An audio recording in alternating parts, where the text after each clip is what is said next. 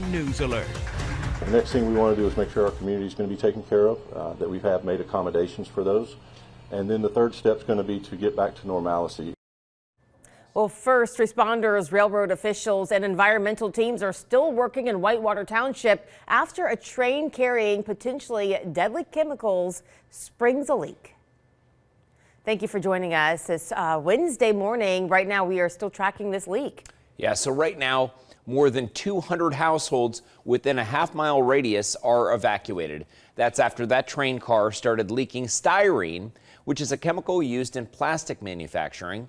We know that right now that leak has been stopped, and we're expecting to learn a lot more about any potential hazards a bit later today. We do have team coverage this morning. The evacuation order affects about half a mile radius around US 50. Stefano is here in the studio looking at ways around the shutdown. Peyton Marshall is as close as she can get to the site herself of that leak. She is breaking down how this happened and the next steps as we get more information from those officials monitoring the situation. That's right. And also Jordan Valines is taking a closer look at the health effects of styrene exposure. We're going to start with Peyton. So Peyton, you have been out there so far this morning. Tell us what the plan is for today.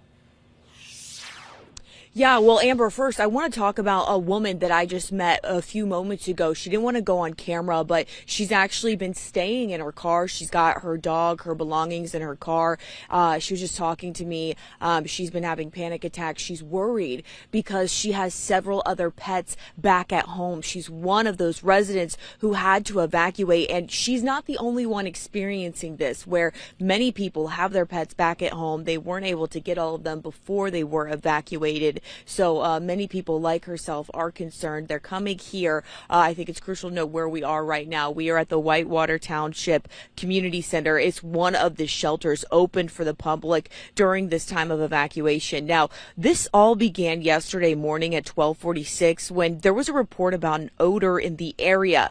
That was then evacuated around at 2 p.m. as officials determined that styrene was leaking from the rail car. Now, in an update last night, a railroad spokesperson says the rest of the cars have been decoupled and cleared off the site. Now, some of those other cars were also carrying styrene, but only one of them sprung a leak. First responders were keeping that car cool by dousing it with water. The reason that they were doing that is because styrene gas gets hot, and if it's not doused, it could explode, which is why there has been so many of these safety measures being taken that we've been talking about this morning. Now, we asked railroad officials about the risk of an explosion late last night.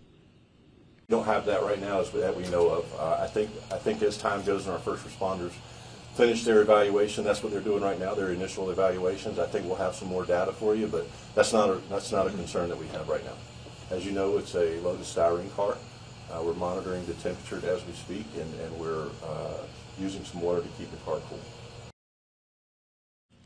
The evacuation area covers about a half-mile radius surrounding US 50 and Whitewater Township. There are about 210 households inside the evacuation zone. And here at the Whitewater Township Community Center, again, this shelter has been open for residents overnight. Right now, the Ohio EPA is on scene along with local emergency responders.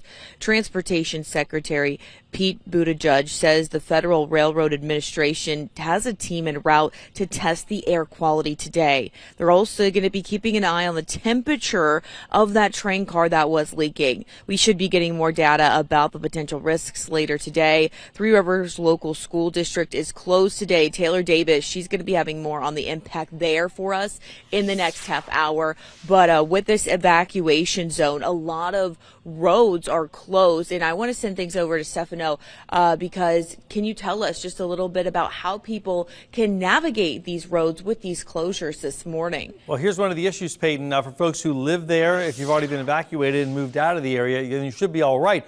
But there are some of the workarounds lead right into the areas that are blocked, some of the smaller roads. So that's going to be an issue. We also have visibility issues this morning. We have some patchy fog in spots, and we have a crash right now, a dump truck that rolled on the side right here on 74. So North Bend, right there at Harrison Road, that area still remains impacted westbound. Now, in the area where Peyton is right here in the Cleves area, the closure in both directions of US 50 between Chambers and State Road, and also Hamilton Cleves, which is a big traveled road there. State Route 128 closed from Scilly to US 50. Now, some of these other workarounds like Miami View, that goes right into the area blocked, so you can't really use that. You could snake around 264, get up on 275, come all the way around back into the Lawrenceburg area, but it's going to be a headache no matter what way you look at it, because a lot of the smaller roads lead to where the closures are. Let's go to the camera this morning. Northbound 471, keeping in mind with those closures on the left-hand side. Now on the southbound side, your right-hand lane is also blocked, so look for delays on both sides of the bridge this morning. Amber.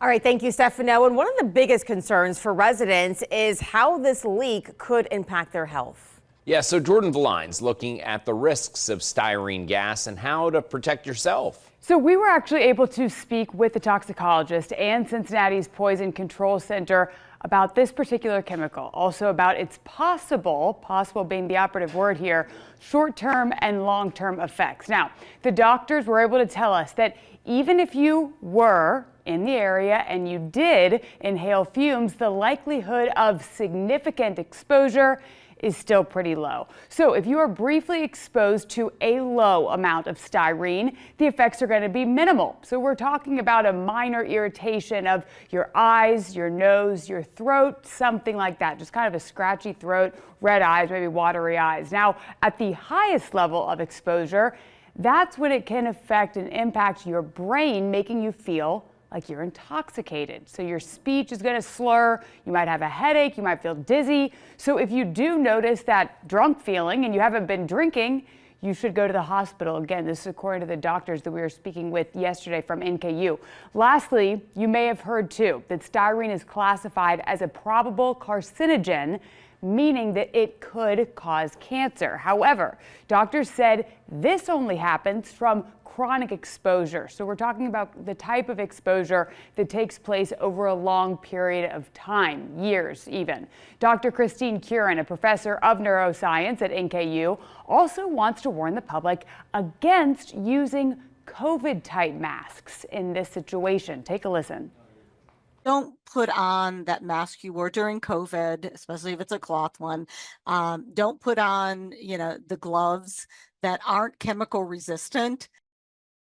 Also, so the Poison Information Center, it does have a hotline. It's open 24 hours a day for individuals, also for organizations who possibly have concerns. Maybe you have a couple of questions. So absolutely, you're encouraged to reach out if you are wondering just any questions, again, that maybe they could answer for you. That number there for the Poison Control Hotline is right there on your screen, 1-800-222-1222. Again, it is open 24/7, so you should be able to reach them any time of the day or night. For now, reporting here in studio, Jordan Valines, Fox 19 Now.